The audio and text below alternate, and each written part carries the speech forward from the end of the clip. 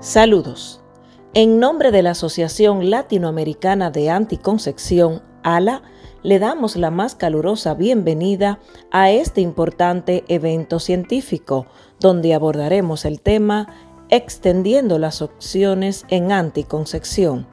Este evento tiene como ponente al doctor Eduardo Correa Allende. Gracias a todos por su participación. Este evento es organizado por la Asociación Latinoamericana de Anticoncepción, ALA. Este evento científico llega a ustedes gracias a nuestros patrocinadores: Levocer 1, Levocer 2, Hebra, Sibila, Sibila CD.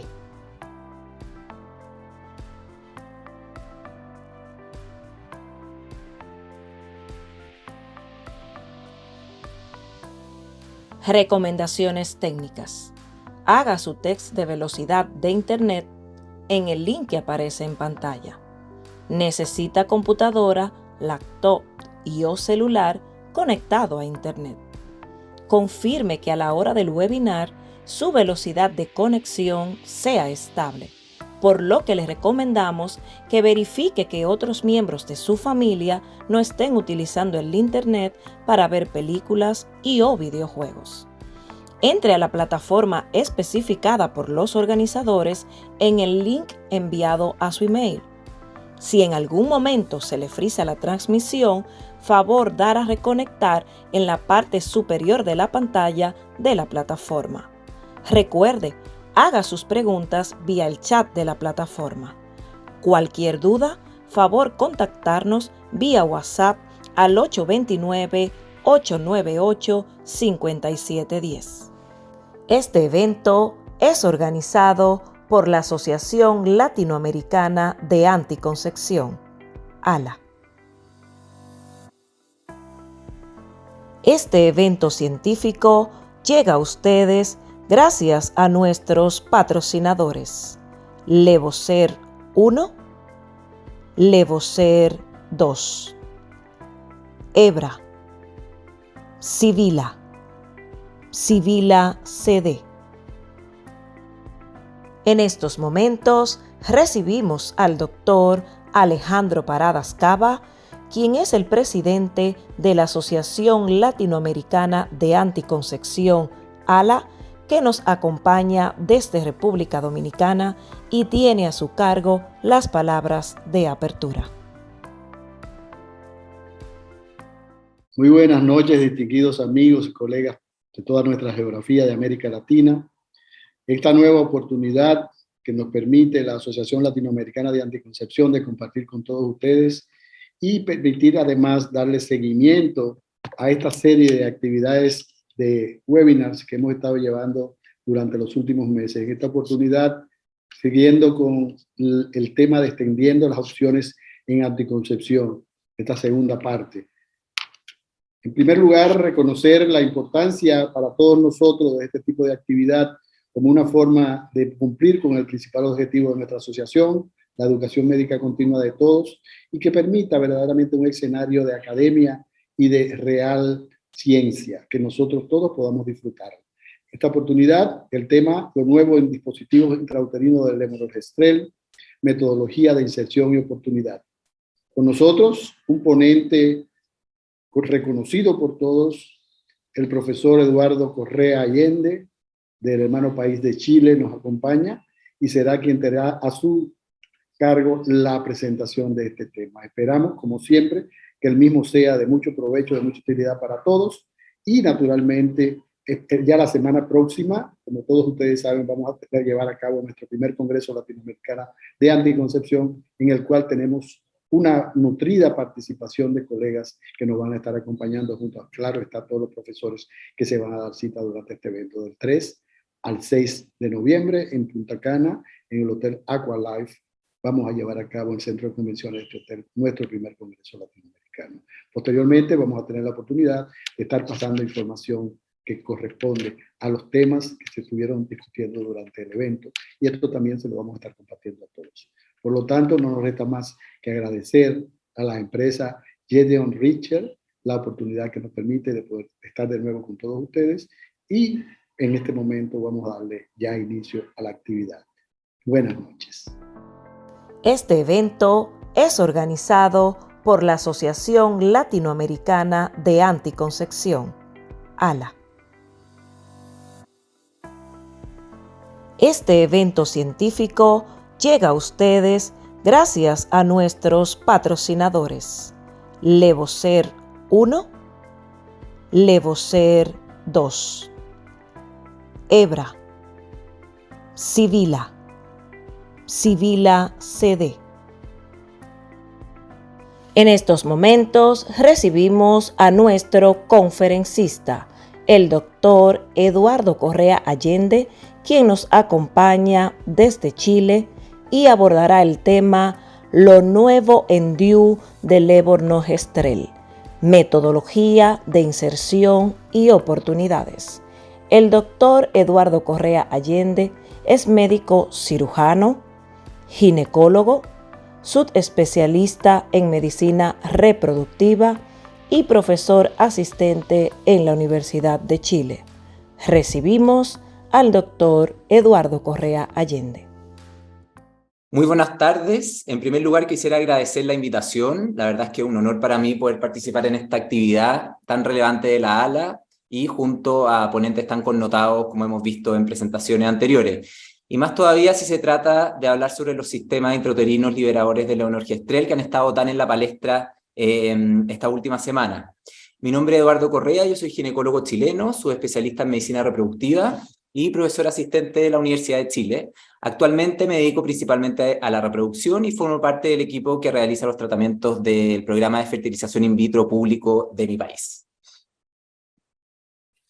Hablaremos en primer lugar sobre la importancia de la anticoncepción en el embarazo no deseado, luego particularmente sobre los anticonceptivos de larga acción reversible, los LARCs, y los sistemas intrauterinos liberadores de levonorgestrel, algunas ideas o algunas nociones sobre sus propiedades físicas y de inserción, y finalmente profundizaremos en los estudios relacionados al tiempo de duración y en qué estamos actualmente, para luego terminar con las conclusiones. A pesar de todos los métodos anticonceptivos disponibles, en el mundo la tasa de embarazos no deseados sigue siendo alta, como vemos en el mapa. El año 2019 alcanzaron 121 millones de embarazos, de los cuales el 61% terminó en un aborto. Y en Latinoamérica, como vemos en rojo, la tasa alcanza los 69 por 1000 mujeres, muy cercano al promedio mundial, pero sobre regiones más desarrolladas como Norteamérica, Europa y Oceanía.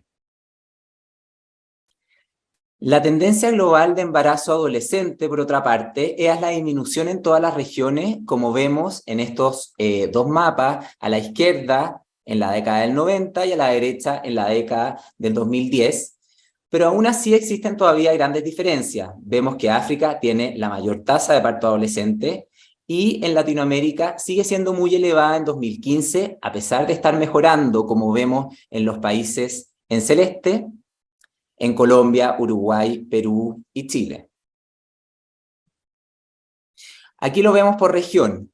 Aunque disminuyó en estos prácticamente 2 décadas de manera global, y en Latinoamérica también lo hizo, sigue siendo alta en nuestra región, por detrás de África, pero como decía previamente, muy lejos todavía de regiones desarrolladas como Europa, Norteamérica u Oceanía.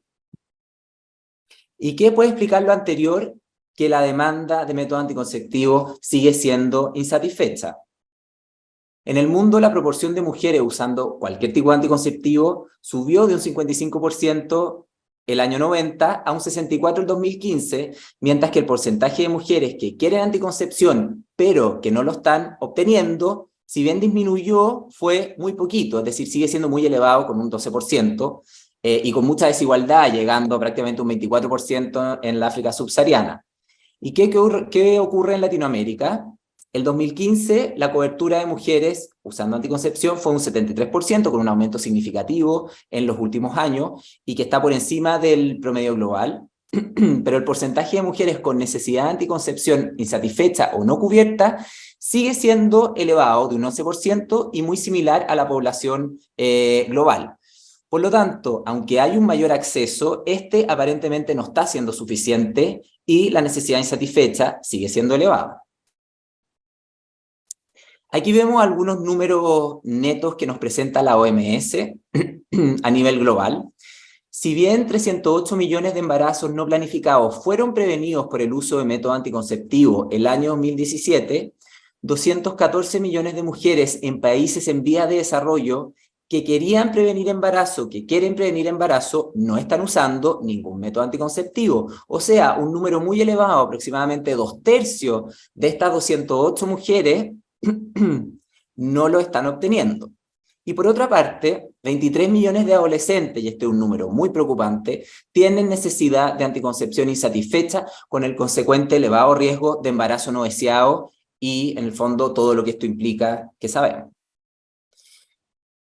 Entrando de lleno al tema de los anticonceptivos de larga duración reversible o LARCs, sabemos que existen varias clasificaciones de los métodos entre sí, por ejemplo, según su duración, y aquí tenemos en primer lugar en rojo los permanentes, como por ejemplo la esterilización tubaria o la vasectomía, los de larga duración reversible o los LARC, que son principalmente los dispositivos intrauterinos de sus diversos tipos, liberadores de hormonas y la T de cobre, y el implante subcutáneo. Y en tercer lugar, los de corta duración o SARC, como los parches, anillos vaginales o la píldora. Y esta clasificación según duración también tiene una correlación, como vemos en la tabla, con respecto a la eficacia. Los dos superiores en rojo y en azul, es decir, los permanentes y los LARC, son los más eficaces en general, con un índice de PERL menor a un embarazo por 100 mujeres año, principalmente ya que su uso perfecto es el mismo o muy similar a su uso típico.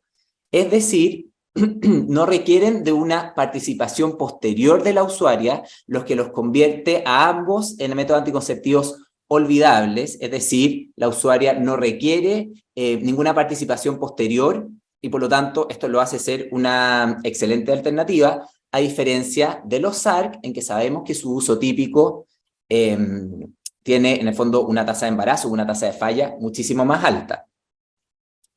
Y es imposible hablar de los LARC sin mencionar el estudio Choice. Todos sabemos que es un estudio norteamericano clásico que nace de la observación de que casi la mitad de los embarazos en Estados Unidos eran embarazos no deseados, asociados en su mayoría al uso incorrecto de anticonceptivos, y que solamente el 3% o menos de las usuarias al momento del estudio usaba anticonceptivos de larga duración reversible. Fue un estudio prospectivo de casi 10.000 mujeres a las que se les quitó la barrera de entrada a los anticonceptivos. ¿Qué significa esto? Se les realizó consejería, se les facilitó de manera gratuita el método anticonceptivo de elección de la usuaria, gratis por 3 años. Y los resultados fueron muy sorprendentes. En primer lugar, con respecto al método elegido, se observó que el 75%, es decir, 3 de cada 4 mujeres, eligió un LARC, mientras que, como decíamos antes del estudio, solamente el 3% lo había hecho. Y un resultado muy relevante observado fue la tasa de continuación. Mientras los LARC presentaron una altísima tasa de continuación el primer y segundo año de alrededor de un 80%, los de corta duración, como vemos en la tabla de la derecha, como el anillo, el parche o la píldora, no alcanzaron el 50% a los 2 años. Y la diferencia en la tasa de falla fue realmente espectacular. Mientras las píldoras, el anillo y el parche que vemos en el grupo de la derecha fallaron hasta aproximadamente un 9% al tercer año de uso, los LARC, como vemos en las filas de la izquierda, se mantuvieron siempre bajo el 1% de falla al primer, segundo y tercer año de uso. Y esto se traduce en que las usuarias de métodos anticonceptivos de corta duración o no LARC tienen un riesgo de embarazo no deseado de más de 20 veces que las usuarias de LARC, que es un una manera muy gráfica y quizás muy impactante de decirlo, y que yo creo que muchos lo usamos al momento de hacer la consejería de anticoncepción con nuestra usuaria. Y en general se habla del tema de los costos como una barrera con respecto a los métodos anticonceptivos de larga acción reversible. Y por eso quise poner esta diapositiva de este trabajo en que se analizó el costo anual promedio de los LARC y de los SARC, es decir, los de corta duración, y el momento en que la inversión inicial del LARC alcanzaba el punto de costo neutralidad. Y en este gráfico vemos que si bien los costos iniciales de los LARC son altos, el costo promedio va cayendo por el tiempo, siendo incluso inferior a los de corta duración. Y aquí en esta tabla, y en la figura en rojo, vemos que en el fondo el punto en que se alcanza la costo neutralidad, es decir, que los LARC ya económicamente valen la pena, es en promedio los 2.1 años. Y por lo tanto, si consideramos que la duración de los LARC es al menos de 3 años y muy por encima de eso, desde el punto de vista de costo-efectividad, sin duda son superiores. No obstante lo anterior, ¿qué pasa en Latinoamérica? Vemos en el gráfico de la izquierda que el uso de los LARC en Latinoamérica y el Caribe sigue siendo bajo en relación con otros métodos, como vemos ahí, por ejemplo, con las pastillas. Y por país observamos lo mismo, ¿ya? En verde oscuro vemos los LARCs y en verde claro los de corta acción y más clarito los permanentes. Y lo que vemos es que el uso del LARC es menor al 10% en 17 de los 23 países de Latinoamérica y el Caribe. Y solamente es mayor a los de corta duración en México. Como conclusión de esta primera parte, podemos afirmar que quitando las barreras de costo con una adecuada consejería y con un acceso correcto, la mayoría de las usuarias preferirá un LARC, porque es 20 veces más seguro para prevenir embarazo, porque su tasa de continuación además es súper alta y probablemente esto se produzca porque están muy satisfechas. Además, los LARC son más baratos a largo plazo, pero pese a todo esto, su uso en Latinoamérica sigue siendo bajo, por lo que todavía hay mucho para hacer desde el punto de vista de acceso, costo, consejería, y yo creo que esto es una razón súper relevante por la cual es fundamental seguir hablando de este tema, seguir hablando de anticoncepción y seguir hablando del LARC hasta que logremos mejorar un poco esta brecha. Bueno, como mencionamos previamente, los dispositivos sistemas liberadores de levonorgestrel son un fiel representante de los LARC. Y actualmente existen 3 presentaciones según la cantidad de levonorgestrel que tienen, y con distintas marcas. Los de 52 miligramos, de 19,5 y de 13,5.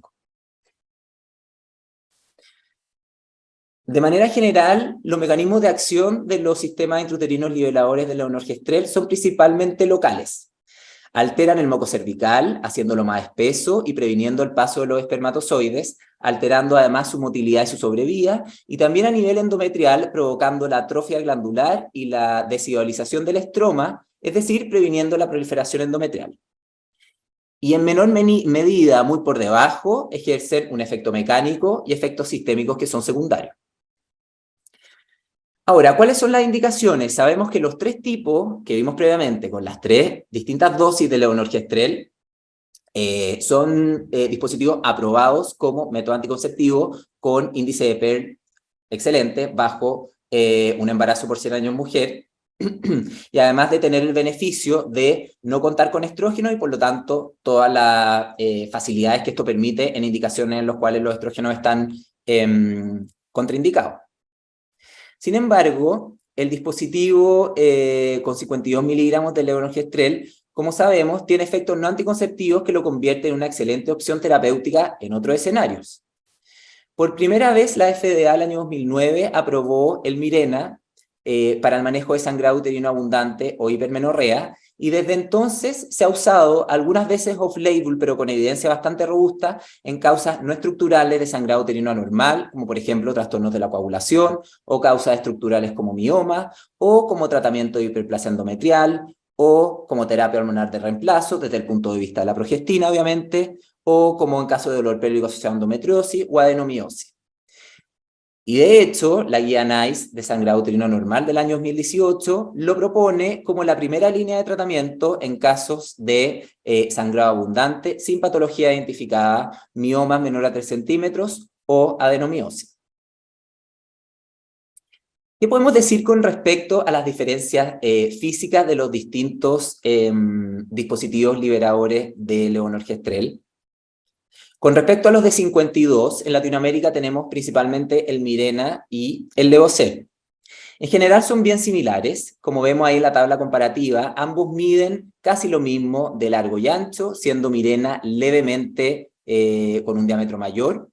Con respecto a los insertores, el de Mirena es 5 milímetros más delgado, pero el del Levocet es recargable, y eso es un tema bastante importante porque permite volver a cargar en el fondo el dispositivo en caso de que la inserción no ocurra en el primer intento. Y a diferencia del Mirena, que está disponible solamente en la versión a una mano, el Levocet está disponible en la versión a 1, a 2, 1 y 2 manos, siendo esta segunda el insertor muy similar al que todos conocemos de la T de cobre. Y con respecto al éxito de la inserción según el tipo, este estudio mostró que con ambos insertores, tanto de 2 manos, es decir, el similar al de la T de cobre, el clásico, como el de una mano, fue muy alta, 95 y 96% al primer intento, y 99 y 96% si consideramos los 2 intentos. No hubo diferencias tampoco respecto a paridad ni a edad, y ninguna usuaria requirió, al menos en este estudio, anestesia cervical. Sin embargo, donde sí hubo diferencias importantes es en cuando el operador, digamos, cataloga como fácil la inserción. La inmensa mayoría de los investigadores, el 88%, catalogó la inserción como fácil con el dispositivo de una mano, mientras que solo el 55%, o sea, casi la mitad, un poquito más, con el de 2 manos. Eso sí, las catalogadas como fáciles fueron iguales mujeres multíparas que nulíparas y con distintos índices de masa corporal. Por lo tanto, si bien existen diferencias en cuanto quizás a la comodidad o a la facilidad del tipo de insertor, al final del día, con cualquiera de los dos disponibles, el resultado final, que es el que queremos, es el mismo. Les quiero mostrar este estudio que quiso comparar algunas propiedades físicas de las distintas opciones, tanto del dispositivo en sí, es decir, de la T, como del insertor, y para esto lo que se hizo fue tomar 10 unidades de Mirena, 10 unidades de Jaydes y 10 unidades de Levocet, y se analizaron 3 características o propiedades físicas. En primer lugar, la elasticidad, que lo que se vio es, luego de estar el dispositivo 5 minutos con los brazos dentro del insertor y liberarse, ver cómo volvía a su posición inicial con los brazos extendidos, es decir, la deformación residual. Y lo que se observó es que no era igual en todos los dispositivos, presentando una menor deformación el Levocet, es decir, vuelve de mejor manera a su posición original. Con respecto a qué tan afilado es el insertor, se midió la fuerza necesaria para poder romper una hoja de alusafoil con el insertor, y lo que se observó fue que Mirena y Jaydes requirieron menos fuerza, concluyendo, como vemos en la imagen, que el insertor del Levocet es más romo. Y finalmente, para evaluar la flexibilidad del insertor, se midió la fuerza requerida para torcerlo, ya que si esta es demasiado baja, el insertor se doblaría con demasiada facilidad. La fuerza requerida para torcer Mirena y Levocet fue muy similar, mientras que el insertor de Jaydes fue el que se dobla más fácilmente. Por lo tanto, podemos concluir que los 3 tipos de dispositivos estudiados poseen distintas características físicas, pero es muy importante aclarar que ninguno de los resultados obtenidos tiene actualmente una evaluación clínica posterior, por lo que no es posible saber si alguna de estas características se traduce necesariamente en una mejoría clínica real. Sin embargo, quizás el conocer estos detalles en más profundidad o estudiarlos más aún nos permita quizás personalizar el uso del dispositivo más adecuado para cada usuario en particular. ¿Qué es lo nuevo, cambiando un poco de tema, con respecto a los sistemas liberadores de levonorgestrel?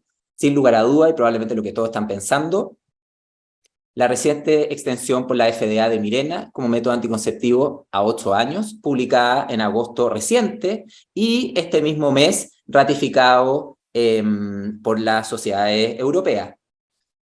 ¿Y en qué se sustenta esto? En el trabajo denominado Mirena Extension Trial, MET, que fue un estudio multicéntrico es un estudio multicéntrico de un brazo con 362 mujeres entre 18 y 35 años, usuarias de Mirena hace por lo menos 4 años y medio o 5 años. El objetivo fue evaluar su eficacia anticonceptiva, extendiendo su uso hasta los 8 años, considerando como outcome primario la tasa de embarazo, calculada como índice de Pearl, los años 6, 7 y 8 de uso, que es lo que vemos en la tabla del extremo inferior izquierdo. Se observó que la tasa acumulada de embarazo en estos 3 años de extensión fue de 0,68%, ocurriendo 2 embarazos en los 10.216 ciclos de exposición. Y por lo tanto, se concluye que Mirena sigue manteniendo una eficacia anticonceptiva elevada a los 8 años de uso. Pero están pasando otras cosas en paralelo a esta noticia, lo cual es muy favorable. Observamos en este review del año 2020 que ya se habla sobre un estudio que está analizando otro dispositivo intrauterino nivelador del levonorgestrel de 52 miligramos a 10 años plazo, tanto en su eficacia anticonceptiva como no anticonceptiva, y del que ya se conocen también algunos resultados. Se trata del estudio ACCESS, que es un ensayo clínico en fase 3, randomizado, abierto y multicéntrico, que incluyó a 1.751 mujeres, de las cuales 1.714 se logró la inserción exitosa, es decir, este dispositivo tuvo una tasa de inserción del 98%.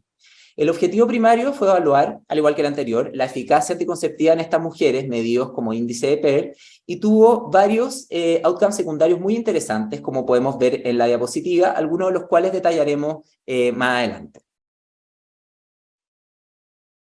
Con respecto a la eficacia anticonceptiva, lo que muestra este gráfico son los datos obtenidos al 6º año de uso, expresado como índice de Pearl por año individual y acumulado, siendo este último un 0,18. Hubo 9 embarazos, de los cuales 6 fueron ectópicos, es decir, un 0,35 del total de las mujeres, y fueron estos datos, esta evidencia, la que usó la FDA para el año 2019 aprobar el uso de este dispositivo intrauterino por 6 años para prevención de embarazo, mientras el estudio seguía en marcha. Muy importante es qué ocurre con el patrón de sangrado con los diferentes métodos anticonceptivos. Esta figura muestra los primeros 90 y los segundos 90 días, es decir, los primeros 6 meses de uso, y al término del primer y de segundo año. En primer lugar, fijémonos en la línea azul oscuro, que muestra la tasa de amenorrea, que vemos que fue en aumento entre el primer y quinto año. Aquí lo vemos de manera más clara, casi un 20% de las usuarias cursó con amenorrea, finalizando el primer año, lo que se duplicó al quinto año, alcanzando un 42%, y en publicaciones posteriores lo que se ha mostrado es que esta se mantiene estable incluso hasta el 8º año. De manera muy interesante, buscaron diversos factores que quizás permitieran predecir la probabilidad de amenorrea en una usuaria, y la verdad es que lo que se observó es que el único predictor con un impacto significativo fue el antecedente autorreportado de la paciente de la duración de sus días de sangrado menor o mayor a 7 días, observándose que las que reportaban un sangrado menor a 7 días tenían un porcentaje de amenorrea de hasta 4 veces mayor que las que reportaban más de 7 días de sangrado previo a la inserción. Volviendo al esquema anterior, vemos que, al igual que la amenorrea, el reporte de sangrado infrecuente, que es lo que vemos en rojo, también fue en ascenso, duplicándose en los primeros 3 meses, entre los primeros 3 meses, digamos, y el primer año, alcanzando aproximadamente un 30%, luego lo cual se mantiene estable. Y las otras 3 líneas, que son las que podríamos considerar como los sangrados no tan deseables, es decir, sangrado frecuente, sangrado prolongado o sangrado irregular, vemos que si bien se iniciaron con una tasa bastante elevada durante los primeros 3 meses, ya los primeros 6 meses fueron disminuyendo, y estos 3 patrones llegaron a aproximadamente un 5 o un 6% al final del primer y del segundo año. Por lo tanto, como conclusión con respecto a este punto, podemos decir que durante los primeros 3 meses es probable que ocurran episodios de sangrado irregular, prolongado o frecuente, pero en general ceden de manera rápida, dando paso a sangrado infrecuente, escaso o incluso ausente, y que esto además no se ve afectado por paridad ni por peso, y esto es súper importante, por supuesto, que esté incluido en la consejería que le vamos a decir a nuestra usuaria. Y una parte muy interesante del estudio fueron los análisis que hicieron para evaluar la duración potencial de los dispositivos, que es lo que quiero mostrar a continuación. Con esta misma cohorte del mismo estudio, ¿qué es lo que se hizo? Se midió el contenido levonorgestrel de 10 dispositivos nuevos y de 100 dispositivos de mujeres que salieron del estudio, no por embarazo, ya sea por extracción del dispositivo o porque este fue expulsado, y se analizó el contenido de levonorgestrel residual y se utilizó esta información para calcular la tasa de liberación diaria. La figura que observamos aquí muestra el contenido de levonorgestrel en los dispositivos hasta el 5º año. El contenido inicial fue, según lo esperado, de 52 miligramos, y este disminuyó de manera gradual, alcanzando los 26.3 al 5º año, es decir, una reducción del 50%. Y lo más interesante lo vemos aquí con el cálculo de la tasa de liberación diaria de levonorgestrel según avanzaba el tiempo, y de los 19.5 microgramos día inicialmente, se observó, como vemos tanto en el gráfico como en la tabla, que esta disminuyó progresivamente hasta llegar a 9.8 microgramos día al 5º año. Si comparamos esto con lo reportado con el dispositivo de referencia, vemos que presentan la misma tasa de liberación inicial y muy similares en los años primero, digamos, y quinto, siendo en el 5º año entre 9.8 y 10 microgramos día respectivamente. Y lo que muestra extra, digamos, esta tabla es que el Levocert se midió también la tasa de liberación diaria al 6º año, que sigue siendo alta con 8.6 microgramos día. Ahora, lo más interesante de esto es qué pasa en el fondo si lo comparamos con otros dispositivos, ¿ya? Sabemos en el fondo, como mencionamos previamente, que la tasa de liberación al 5º año del dispositivo de 52 miligramos de levonorgestrel es entre 9.8 y 10, según el dispositivo que estemos evaluando. Y estos 10 microgramos es aproximadamente la misma tasa de liberación del dispositivo de 13.5 miligramos, es decir, el Yaides o el Skyla, a los 60 días de insertado y el doble que el mismo dispositivo a los 3 años, es decir, al final de su vida útil. Y si bien no está claro la tasa mínima diaria de liberación de levonorgestrel para poder catalogar un SIU como altamente efectivo, sabemos que tasas de 5 microgramos al día de liberación de levonorgestrel al 3er año del dispositivo de 13.5 miligramos ha demostrado ser eficaz para catalogar el dispositivo como altamente efectivo. Y utilizando la misma información obtenida, en el Congreso de la FIGO del año 2018 se presentó un abstract muy interesante que extrapolaba los datos obtenidos previamente al 6º, 8º y 10º año, tanto el contenido residual del dispositivo como las tasas de liberación diaria. Entonces, de esta manera se extrapoló la curva a los años 6, 8 y 10, y lo que se logró establecer fue que el contenido levonorgestrel residual fue de 22.9 miligramos al 6º año, de 17.4 al 8º y de 13.2 al 10º. Por su parte, las tasas de liberación diarias calculadas fueron de 8.6 al 6º año, 6.5 al 8º año y de 5 microgramos día al 10º año. Por lo tanto, la tasa proyectada de liberación diaria de levonorgestrel a los 10 años del dispositivo de 52 miligramos sería equivalente a la de los 3 años del dispositivo de 13.5, lo que hace pensar que su eficacia se podría proyectar, por lo tanto, a 10 años plazo. Sin embargo, sabemos que faltan todavía las publicaciones que lo avalen. Ahora, ¿qué sabemos hasta el año 2022, aparte del Mirena Extended Trial? Se presentó una segunda evidencia que muestra la eficacia de un segundo SIU liberador de levonorgestrel de 52 miligramos a 8 años, en el cual, como vimos inicialmente, se iniciaron 1.714 mujeres. Al completar el 8º año quedaban solamente 343 con el dispositivo in situ. Sin embargo, es importante destacar que no hayan diferencias con la cohorte inicial en relación a la edad, a la paridad ni al peso. Y durante los 8 años de seguimiento de este dispositivo ocurrieron 11 embarazos, 2 en el año 7 y ninguno en el año 8. Y la Cumulative Life Table Pregnancy Rate calculada fue de 1.35, y lo que adelantaba previamente, se vio que la tasa de amenorrea se mantuvo estable desde el 5º año hasta el 8º, siempre rondeando el 40%.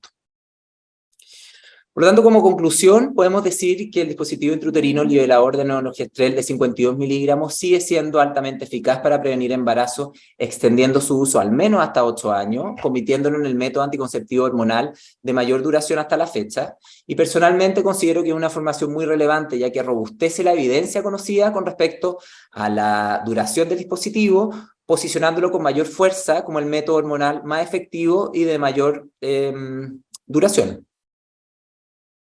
Y en esto se está trabajando actualmente, siguiendo las cohortes de pacientes de estos dos dispositivos diferentes, pero con la misma cantidad de levonorgestrel, a 10 años con el sustento teórico que ya presentamos y avalado por toda la evidencia reciente, y obviamente estamos atentos a las publicaciones que se vienen en el futuro.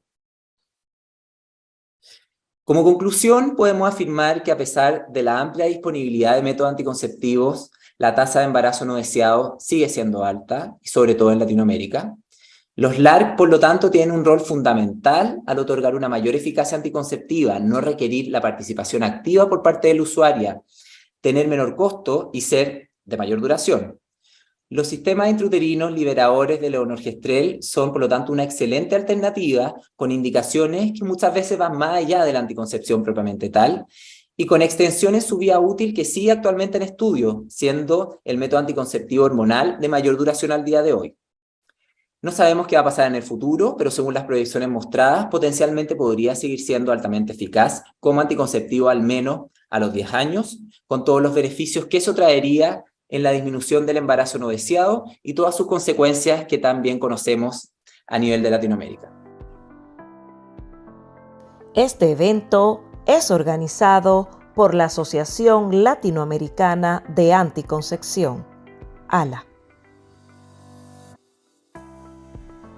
Este evento científico llega a ustedes gracias a nuestros patrocinadores: Levocer 1, Levocer 2, Hebra, Sibila, Sibila CD.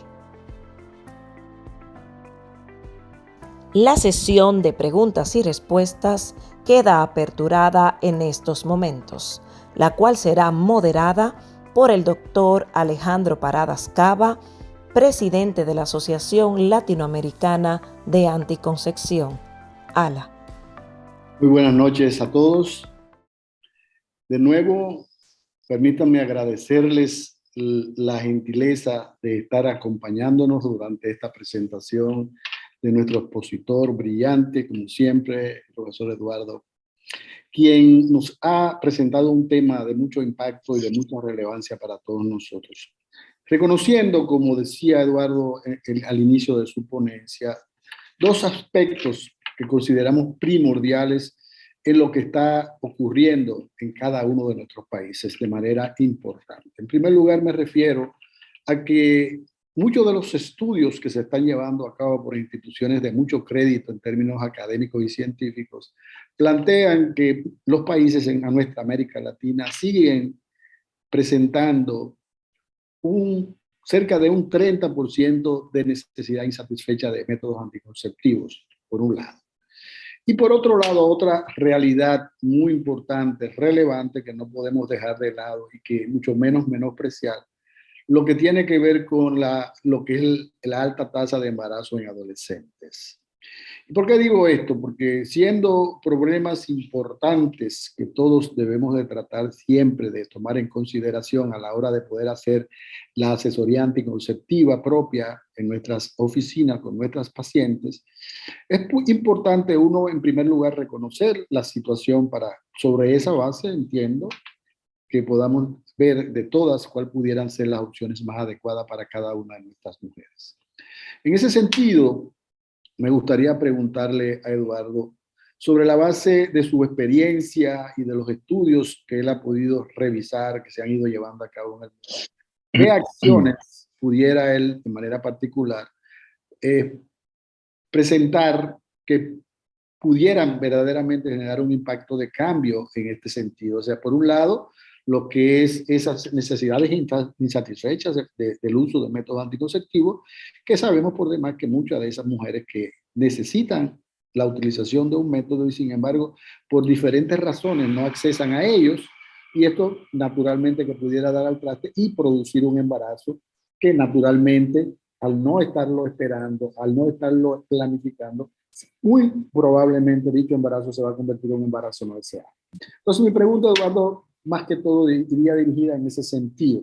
¿Qué piensas tú que pudieran hacer algunas estrategias que pudiéramos plantear en nuestros países como forma de poder revertir lo que está ocurriendo en ese sentido? Muchas gracias, doctor.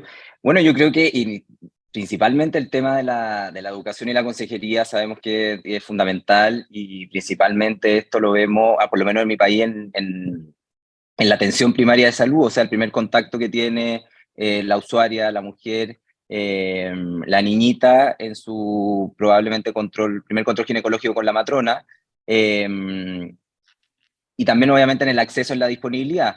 Al menos en Chile hay una amplia disponibilidad en el sistema público de varios tipos de anticonceptivos, incluso ahora del ARC también, sobre todo implantes subcutáneos, y por lo tanto yo creo que es principalmente lograr llegar en el fondo principalmente a la población adolescente, y ahí en ese sentido la información del choice es súper clara. O sea, si se quitan esas barreras, se les da la información y obviamente se les da el anticonceptivo, lo eligen y son usuarias satisfechas en el fondo. Perfecto, perfecto. Vemos algunas preguntas que están llegando, ¿no? Y les exhortamos a todos que pueden hacer las preguntas, plantear las inquietudes que puedan tener en este tema tan importante y de mucha relevancia para todos nosotros. Una pregunta, Eduardo, que te hace Airami Sosa. La pregunta está dirigida principalmente a que tú puedas plantearnos cuáles son las diferencias entre el dispositivo del levonorgestrel que tiene como nombre Mirena y el dispositivo del levonorgestrel que tiene como nombre Levocet, que si hay alguna diferencia específica entre uno y otro para nosotros poder. Bueno, son dispositivos muy similares, los dos son de 52 miligramos de levonorgestrel. La principal diferencia, hay varias en verdad, pero con respecto a las características físicas son muy similares en su tamaño, en su grosor. El insertor de Mirena es levemente más delgado, pero en general los resultados tanto en efectividad como en manejo de sangrado uterino abundante son muy similares.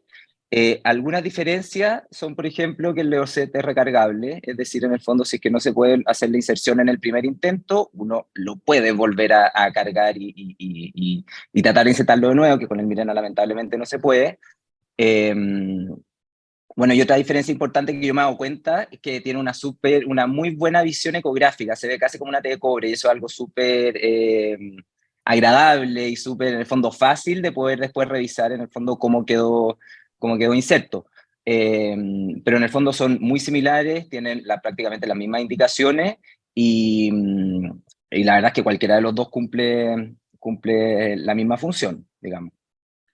Algo importante que recuerdo que fue parte de tu ponencia hace un momentito, precisamente en este mismo orden estaba dirigido a lo que tiene que ver con la vuelta a su posición original de las ramas horizontales del dispositivo, sí, al momento de ser liberado del insertor. O sea que eso también, sí, nos ayuda mucho a poder garantizar que la colocación del mismo va a ser en el lugar correcto y que no permita, exacto, naturalmente una posterior movilización del mismo. Exacto. Todavía no sabemos, cómo ponía, si es que hay muchas implicancias clínicas de eso, tampoco hay muchas diferencias de los dos en la tasa de expulsión, etcétera, pero sí algo que quizás se debe seguir estudiando. Perfecto. Otro elemento importantísimo, y como tú lo mencionaste también, tiene que ver con lo que representa, por un lado, los métodos reversibles de corta duración y por otro lado los métodos reversibles de larga duración, naturalmente dentro de los cuales está contenido el dispositivo de levonorgestrel. Sabemos todos que la efectividad, que es una de las características que nosotros deseamos que contenga como característica primordial, mientras más efectivo, naturalmente que mayor utilidad va y mayor satisfacción va a generar en nuestras mujeres. Y los métodos de larga duración, como es natural, por su forma particular de uso, van a tener siempre una mejor tasa de eficacia y por la probabilidad de un embarazo y por efecto del índice de PER muchísimo menor. En ese sentido, ¿entiendes tú razonable que un dispositivo intrauterino con estas características pudiera ser útil en una mujer adolescente? O sea, de todas maneras, yo creo que una de las principales indicaciones, si consideramos lo que conversábamos antes de la diferencia entre el uso típico y el uso perfecto, yo creo que una de las principales usuarias, una de las principales poblaciones en que se debería lograr tener acceso a los LAR. O sea, no, de todas maneras. Y bueno, y además del adolescente, al menos en el caso de los de 52 miligramos, como mostraba antes, es súper interesante ir viendo la cantidad de indicaciones que van teniendo más allá del tema de la anticoncepción. Por ejemplo, como método anticonceptivo quizá inicialmente en la perimenopausia y luego como parte de la terapia hormonal de reemplazo, en el fondo en la transición, que eso también de a poco también se ha ido aprobando como una indicación. Por lo tanto, es como bastante transversal la indicación, pero con respecto al tema de anticoncepción, obviamente todas las edades, pero yo creo que principalmente en la adolescencia, por lo que decía al principio, que es catalogado como método olvidable, al igual que los permanentes, porque queda puesto y la usuaria se olvida y su eficacia se mantiene. Naturalmente, porque todos sabemos y ya ha sido parte de lo que vemos permanentemente en nuestros hospitales, principalmente hospitales docentes, donde tenemos médicos en formación, que muchas veces muchos de estos médicos que están en este proceso de formación tienen mucho temor a lo que es la colocación, la inserción de un dispositivo, porque muchos de ellos piensan en la posibilidad de que pudiera haber una perforación posterior a la inserción y demás. Entonces, tú sugieres que sería razonablemente útil el que estos médicos que están principalmente médicos que están en formación pasen por todo un proceso de entrenamiento adecuado, porque parte de tu presentación precisamente habla de lo que es la inserción y la forma correcta de hacer la misma. ¿Qué tú planteas en ese sentido? Sí, de todas maneras, o sea, son métodos pues, que son fáciles de insertar, pero de todas maneras requieren una capacitación para hacerlo de la manera correcta. Yo creo que eso es súper fundamental promover eso también. Ahora, claro, incluso en los estudios están hechos en mujeres nuligestas y multíparas, y la verdad es que está súper probado en todas las poblaciones. Eh, Así que yo creo que es más que nada una barrera como cultural o de un poco perderle el susto. Y yo creo que si se hace de la manera correcta, súper importante también la relación con la paciente, explicarle un poco lo que va a sentir, porque obviamente puede molestar y un poco más a veces. En general, la mayoría de las veces no hay inconveniente y todas las complicaciones son súper bajas, o sea, la tasa de perforación es bajísima, 0,1% o por ahí. La tasa de expulsión en nulíparas también es más baja que en multíparas, entonces creo que algo que conversándolo bien o explicando se puede mejorar. Precisamente porque uno de los aspectos de mayor importancia para todos nosotros, y tú lo mencionaste también, tiene que ver con esas barreras que están relacionadas principalmente con la utilización de dispositivos intrauterinos y reconocido lo que plantean organismos internacionales como la Organización Mundial de la Salud en términos de que existen tres tipos de barreras primordiales, barreras que son atribuibles al sistema sanitario, donde están las guías, donde están los protocolos y demás, otras barreras que son naturalmente propias en este caso del médico, y está muy de la mano con las barreras de la usuaria de manera especial. Tomando en consideración esto, y ahí iba dirigida la pregunta, estuvimos revisando algunos estudios llevados a cabo en Estados Unidos de Norteamérica, donde uno de los aspectos más relevantes para muchos médicos al momento de decidir la utilización y poderlo sugerir a nuestras mujeres, tomando en consideración aquello de los derechos sexuales y reproductivos, o sea, que donde hoy en día se plantea de que debe de ser una opción de decisión de la mujer cuál de todos pudiera ser el más adecuado para ella, sobre la base naturalmente de una asesoría anticonceptiva correcta y oportuna. Tomando esto en cuenta, mucho de lo que se ha planteado y en muchos escenarios todavía se sigue planteando, me gustaría oír tu opinión en relación a esos mitos y falsas creencias relacionadas con la posibilidad de que una mujer usuaria de un dispositivo pueda tener mayor índice de probabilidad de enfermedad pélvica inflamatoria, de poder tener mayores problemas de embarazo ectópicos, que eso se ha planteado por siempre y al día de hoy todavía se sigue hablando de esto. Y otra que tú la mencionaste también, la que tiene que ver con el costo. ¿Qué tú nos puedes decir en ese sentido? Con respecto a lo de la enfermedad inflamatoria pélvica, es bajísimo. La verdad es que De todas maneras menor al 1%, y en los estudios tampoco se ha visto que tenga una correlación necesariamente en el fondo como con el momento de la inserción propiamente tal. Se han hecho estudios también en la prevalencia o si tienen estudio previo de enfermedad de transmisión sexual o no, del uso de antibióticos y todo, así que la verdad es que eso, al menos con los estudios revisados de los dispositivos liberadores de levonorgestrel, la verdad es que es bastante mito, en verdad. Correcto. Y con respecto a los embarazos ectópicos, claro, por ejemplo, en el estudio que presenté hubo 6 embarazos ectópicos en 6 años de seguimiento, o sea, en el fondo igual es un método tan eficaz, en el fondo que obviamente reduce la probabilidad de embarazo total y embarazo ectópico, pero claro, si a veces si consideramos los poquitos embarazos que hay, sí hay un porcentaje más alto que embarazo ectópico que en la población general, pero no es que aumente el riesgo de embarazo ectópico, eso es súper importante también poder explicarlo y que se entienda.